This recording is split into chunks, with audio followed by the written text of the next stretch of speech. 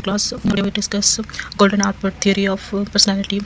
Golden Output key contribution includes his trait theories he gave in 1936, which identified over 4,000 personality traits grouped as cardinal, central, and secondary traits. These are dominant traits of personality.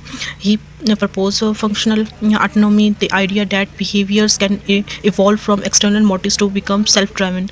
His theory is about self growth, humanistic approach.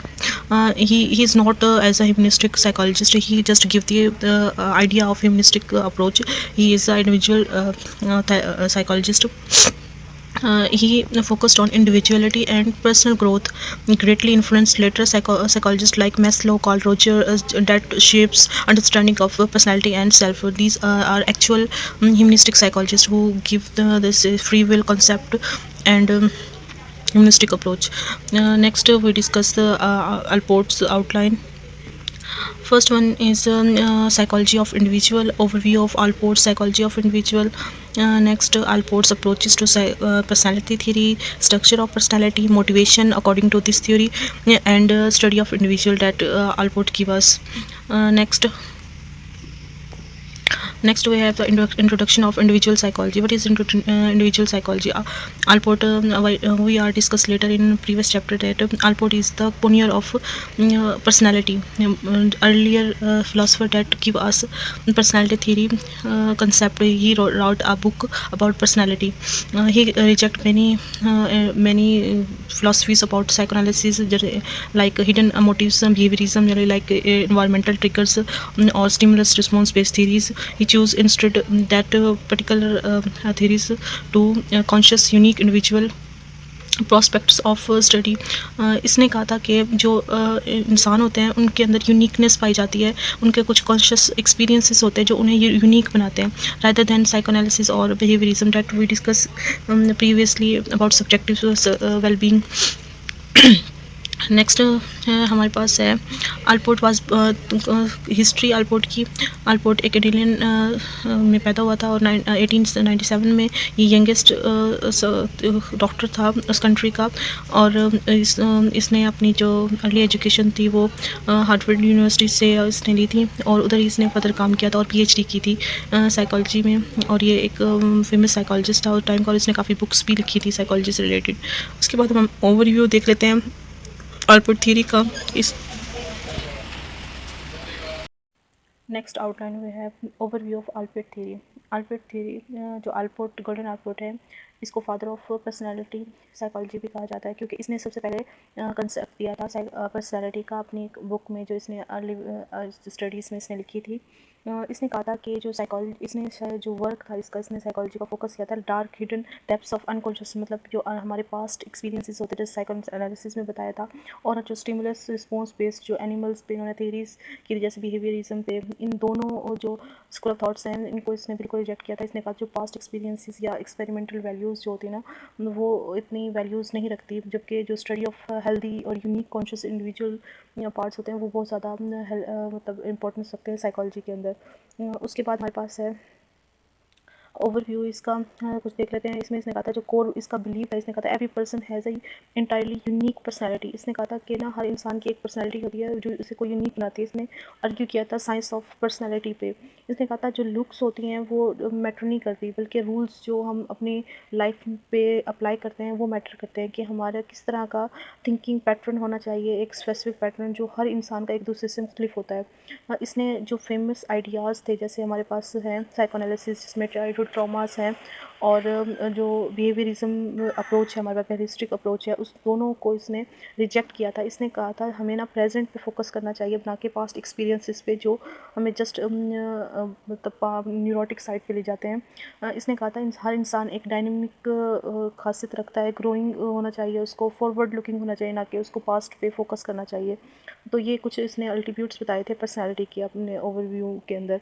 उसके बाद हमारे पास हैं कुछ approaches हैं personality theory की जो Allport ने हमें दी थी. इसने कहा था कि ना हर इंसान की जो पर्सनालिटी होती है उसको डिफरेंट उसकी अप्रोचेज़ होती हैं जिसको वो लेके चलता है। जो अल्पोर्ट था ये just single school of thought पे इसने काम नहीं किया था, बल्कि इसने सारे स्कूल ऑफ थॉट्स को पहले स्टडी किया था, फिर उन स्कूल ऑफ थॉट्स में से जो मेजर चीज़ें थी उनको कलेक्ट किया था। इसलिए इसको कहा जाता है कि ये middle of the road theorist था, जिसने काफ़ी सारे जो स्कूल ऑफ थॉट्स थे जो हमारे पास हैं साइकोलॉजी में, उनको स्टडी करके उनके अंदर से अप्रोचेस डेवलप की थी, जिनको इलेक्ट्रिसिज्म कहा जाता है। इन अप्रोचेस को इस तरह डिफ़ाइन किया था। सबसे पहले इसने कॉन्शियसनेस का कंसेप्ट दिया था। इसने कहा था कि हेल्दी अडल्ट जो होते हैं वो मोटिवेटेड होते हैं कॉन्शियस ड्राइव से, और उन्हें पता होना चाहिए कि वो क्या कर रहे हैं और वो क्या करने जा रहे हैं, और उनको अपनी जो चीज़ें वो अपनी लाइफ में कर रहे होते हैं वो फुली अवेयर होते हैं उससे कि वो क्या कर रहे हैं। उसके बाद इसने कंसेप्ट दिया था प्रोएक्टिविटी का। इसने कहा था कि जैसे रिएक्टिव थ्योरीज़ की तरह इसने नहीं बात की थी, बस इसने प्रोएक्टिव कहा था। प्रोएक्टिव होते हैं कि वो मतलब उनको मतलब वो डायरेक्ट मतलब रिएक्ट नहीं करते वर्ड की के ऊपर, अपनी मतलब चीज़ों के ऊपर, बल्कि वो ग्रो करना जानते हैं, वो चेंजेस करना जानते हैं। मतलब उनकी जो डिसीजन मेकिंग पावर्स होती हैं, या वो फर्दर उनकी गोल ओरिएंटेड बिहेवियर होता है, तो वो उनको वो अवेयर होते हैं उस चीज़ से कि वो क्या कर रहे हैं और वो किस तरह उन्होंने आगे चलना है, किस तरह ग्रोथ करनी है, किस तरह प्रॉब्लम्स को फेस करना है, तो वो प्रोएक्टिव होते हैं उस चीज़ के लिए। उसके बाद हमारे पास है यूनिकनेस, जो इसकी बेसिक अप्रोच है, इसकी थियरी की यूनिकनेस है। इसने प्रेफर किया था आइडियोग्राफिक अप्रोच को। आइडियोग्राफिक अप्रोच कहते हैं study of single case in depth, मतलब सिंगल पर्सन की जो स्टडी होती है उसको आइडियोग्राफिक अप्रोच कहते हैं। जबकि इसने नोमोथिक अप्रोच जो थे, जिसको सर्च फॉर जो लॉ फॉर ऑल पीपल, मतलब जो तमाम लोगों के लिए अप्लाई होते हैं, उसको इसने मतलब फ़ोकस नहीं किया था। बस इसने आइडियोग्राफिक अप्रोच पे फ़ोकस किया था, मतलब यूनिकनेस पे इसने फ़ोकस किया था। जो इसने काफ़ी सारी ट्रेड्स दी थी, उनके अंदर हम आप यहाँ देख सकते हैं जो इसने ट्रेड्स दी थी। इसने OCEAN का कंसेप्ट दिया था, जिसमें ओपननेस, कॉन्शियसनेस, एक्सट्रोवर्जन, एग्रीबेलनेस और न्यूरोसाइटिज्म, तो इन चीज़ों का कंसेप्ट दिया था। इनमें फर्दर इसने कुछ ट्रेड्स बताई थी, हाई स्कोर हैं, कुछ लो स्कोर ट्रेड्स हैं। नेक्स्ट हमारे पास है स्ट्रक्चर ऑफ पर्सनैलिटी। जो आल्पोर्ट ने हमें स्ट्रक्चर ऑफ पर्सनैलिटी थी, इसने कुछ ट्रेड्स के बारे में बताया था। इसने कहा था जो सबसे पहले हम पर्सनैलिटी को देख लेते हैं कि आल्पोर्ट ने जो हमें डेफिनेशन दी थी पर्सनैलिटी, इसने कहा था dynamics organisation within the individual of the those psychophysical system that determines his characteristic behaviour and thoughts.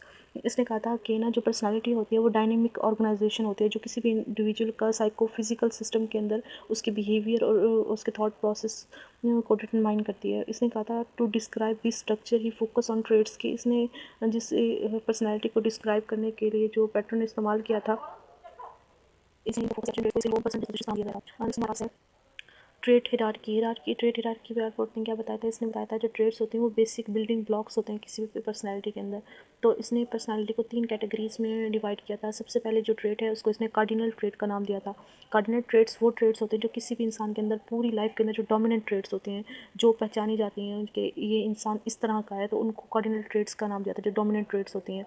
जैसे किसी भी इंसान के अंदर अगर वो ग्रीडी है, लालची है, तो वो उसकी ट्रेट है, वो डोमिनेंट ट्रेट है। इसी तरह अगर वो सेक्रीफाइस करने वाला है, अल्ट्रिज्म मतलब रखता है, तो वो उसकी एक प्रोमिनेंट ट्रेट है। इसी तरह हमारे पास नेक्स्ट है सेंट्रल ट्रेट्स। सेंट्रल ट्रेट्स जो होती हैं जनरल कैरेक्टरिस्टिक्स होती हैं, मतलब ये डोमिनेंट नहीं होती, लेकिन किसी भी इंसान की जो फाउंडेशन होती हैं, जो बेसिक होती हैं, उनको बनाने में काफ़ी हेल्पफुल होती है। जैसे हॉनेस्टी है, शाइनेस है, ये फाउंडेशन है किसी भी पर्सनैलिटी के अंदर, जो सिंपल ट्रेट्स होते हैं, मतलब शेप देते हैं पर्सनैलिटी को, जबकि डोमिनेंट नहीं होती है, जनरल होती हैं। उसके बाद हमारे पास हैं सेकेंडरी ट्रेट्स। जो सेकेंडरी ट्रेट्स होती हैं ये भी लेस कंसिस्टेंट होती हैं, ये सिचुएशनल बेस्ड होती है, मतलब ये इंसान हैबिचुअल नहीं होता इन ट्रेट्स का, मतलब जैसे कि सर्कमस्टेंसेस वो फेस करता है उसी तरह के वो ट्रेट्स शो करने लग जाता है, तो ये सेकेंडरी ट्रेट्स कहलाती हैं। तो ये आल्पोर्ट ने हमें 3 तरह की ट्रेट्स बताई थी जो इंसान की पर्सनैलिटी के अंदर डोमिनेंट होती हैं, जो उसको मतलब पर्सनैलिटी को पूरा डेवलप करती हैं। उसके बाद इसने बताया था मैच्योर पर्सनैलिटी किस तरह की होनी चाहिए। इसने कहा था जो हेल्दी पर्सन होता है, मैच्योर जो पर्सन होता है, वो साइकोलॉजिकली ग्रोइंग होना चाहिए, वो उसे इमोशनली सिक्योर होना चाहिए, उसे कैपेबल होना चाहिए रियलिस्टिक परसेप्शन के अकॉर्डिंग चलने का, मतलब वो रियलिस्टिक होना चाहिए कि अगर उसके अंदर कोई भी वो ऊँच नीच आ जाती है ज़िंदगी में, तो उसको फेस करने के अंदर उसकी उसको कैपेबिलिटीज़ होनी चाहिए। अच्छा, यहाँ पे हमें जो इंडिविजुअल ट्रेड्स हैं उनके बारे उनकी डायग्राम में भी कुछ बताया गया है। इसमें इन्होंने बताया कि जो हमारी जो कार्डिनल ट्रेड्स होते हैं वो डोमिनेंट ट्रेड्स होते हैं, जैसे मैंने आपको पहले बताया, और सेंट्रल ट्रेड्स जो होती हैं वो हमारी पर्सनैलिटी को शेप करती है। इसी तरह जो स्टैंडर्ड ट्रेड्स होते हैं वो बेस्ड होते हैं करंट सर्कमस्टेंसेस, मतलब हालात के ऊपर बेस करती हैं। नेक्स्ट हमारे पास है मोटिवेशन इन अल्पर्ट थ्योरी के कौन कौन सी मोटिवेशंस हो सकती हैं हमारी इस थ्योरी के अंदर। इसमें जो अल्पर्ट की थ्योरी है वो दो स्कूल ऑफ थॉट्स को रिजेक्ट करके बनाई गई है। तो जो इसकी मेन मोटिवेशन अगर हम कह सकते हैं तो वो इन अप्रोचेस के ऊपर डिपेंड करती हैं। दो डोमिनेंट अप्रोचेस हैं। सबसे पहले हमारे पास है रिएक्शन अगेंस्ट फ्राइडियन साइकोएनालिसिस। जो साइकोएनालिसिस थ्योरी है, सबसे पहले इस थ्योरी को इसने देखा था। इसने कहा था कि जो फ्राइड है इसने जो एक्सपीरियंसेस अर्ली एक्सपीरियंसेस के ऊपर बात की थी, हिडन जो डेप्थ के ऊपर, सेक्सुअल और इनफर्टाइल मोटिव्स के ऊपर बात की थी। जबकि जो अल्पोर्ट है इसने हेल्दी और कॉन्शियस और करंट रीजंस के ऑफ बिहेवियर को एक्सप्लेन किया था। इसकी थ्योरी जो होती है जो अल्पोर्ट की थ्योरी है वो कॉन्शियस, रेशनल और प्रेजेंट मोटिवेशनल फैक्टर्स के ऊपर डिपेंड करती है, जो हेल्दी अडल्ट्स के अंदर ये सारी चीज़ें मौजूद हों। जबकि इसने बिल्कुल इग्नोर किया था न्यूरोटिक और पास्ट कॉन्फ्लिक्ट्स को। तो ये एक मोटिवेशन थी इसकी कि इसने जो इसकी थ्योरी है वो पास्ट पे नहीं बल्कि प्रेजेंट पे बेस करती है। उसके बाद इसने हमें एक और कहा था कि इसने रिजेक्शन ऑफ बिहेवियरिज्म को इसने बताया था।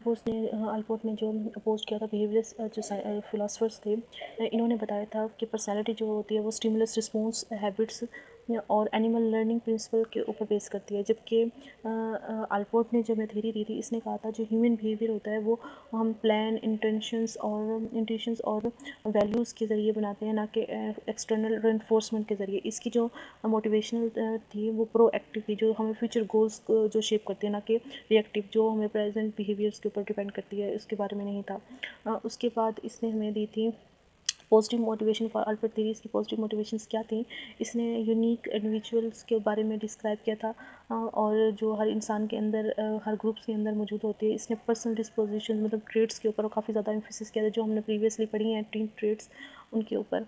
उसके अलावा इसने फंक्शनल ऑटोनॉमी के बारे में बात की थी। इसका जो आइडिया था वो अडल्ट मोटिव्स के ऊपर था। इसने बताया था जो इंडिपेंडेंट होना चाहिए, मतलब उनके अंदर ओरिजिनल चाइल्डहुड काजेज़ होने चाहिए कि a person who once work for money now works for enjoyment. मतलब अगर उस इंसान की ज़रूरत थी जिसके तहत उसने काम किया, लेकिन फिर बाद में उसके अंदर एन्जॉयमेंट फ़ील करने लग गया, तो वो मतलब उसने उस काम को एन्जॉय करना शुरू कर दिया। इसी तरह ह्यूमन जो कम्प्लेक्सिटी होती है, क्रिएटिविटी होती है, रियलिटी ऑफ मैच्योर प्रिंसिपल्स जो होते हैं वो साइकोलॉजिकली हेल्दी फंक्शनिंग के अंदर आते हैं। मतलब इंसान के अंदर जो हालात होते हैं उसको कॉप करने की जो कैपेसिटी होती है वो उसको यूनिक बनाती है दूसरे इंसानों से। तो इसी को इसने फंक्शनल ऑटोनॉमी का नाम दिया था। नेक्स्ट हमारे पास स्टडी ऑफ इंडिविजुअल है। इसने बताया था स्टडी अल्पोर्ट ने हमें बताया था कि जो इंडिविजुअल्स के अंदर जो यूनिकनेस होती है, इससे कॉन्शियस एक्सपीरियंसेस और सेल्फ अवेयर पर्सन होना चाहिए, ना कि उसको मतलब यूनिवर्सल ट्रेड या अनकॉन्शियस फोर्सेस के ऊपर डिपेंड करना चाहिए। जब इसने जो हमें आइडियोग्राफिक अप्रोच दी थी, जो मैंने पहले भी बताया, आइडियोग्राफिक अप्रोच कहते हैं एक ही पर्सन की इन डेप्थ स्टडी हो। जैसे हम डायरीज़ लिखते हैं, इंटरव्यूज़ के ज़रिए किसी इंसान के डेप्थ को समझते हैं, तो ये आइडियोग्राफिक के अंदर जाता है। अच्छा, सेल्फ को भी आइडियोग्राफी में आता है कि अपनी सेल्फ की डेप्थ स्टडी करना। इसने कहा था हर इंसान के अंदर ना यूनिक पर्सनालिटी स्ट्रक्चर होती है जो वो उसको डिस्क्राइब करते हैं। उसके बाद इसने पर्सनल डिस्पोजिशंस मतलब ट्रेड्स के बारे में बात की थी। जो ट्रेड्स होते हैं वही इंसान को एक दूसरे इंसान से यूनिक बनाती हैं। कुछ ट्रेड्स जो होती हैं डोमिनेंट्स होती है, कुछ उसकी बेसिक कैरेक्टरिस्टिक्स होती हैं, कुछ सिचुएशनल प्रेफरेंसेस होती हैं जो सिचुएशन सर्कमस्टेंसेस की वजह से उसकी लाइफ में आती हैं। उसके बाद हमारे पास है प्रोपिनियम मतलब सेल्फ को इसने कहा था कि सब्जेक्टिव सेल्फ वो होती है जो ओवर द टाइम जैसे जैसे जैसे टाइम गुजरता जाता है तो वो और भी यूनिफाइड पर्सनालिटी बनती जाती है। जैसे उसको body sense, self identity, self esteem, self extension, rational coping और सेल्फ के बारे में पता होना चाहिए कि वो किस तरह उसकी पर्सनालिटी के ऊपर इफेक्ट डालते हैं। उसके अलावा उसने फंक्शनल ऑटोनॉमी के बारे में बात की थी कि इंसान को प्रेजेंट पे फोकस करना चाहिए।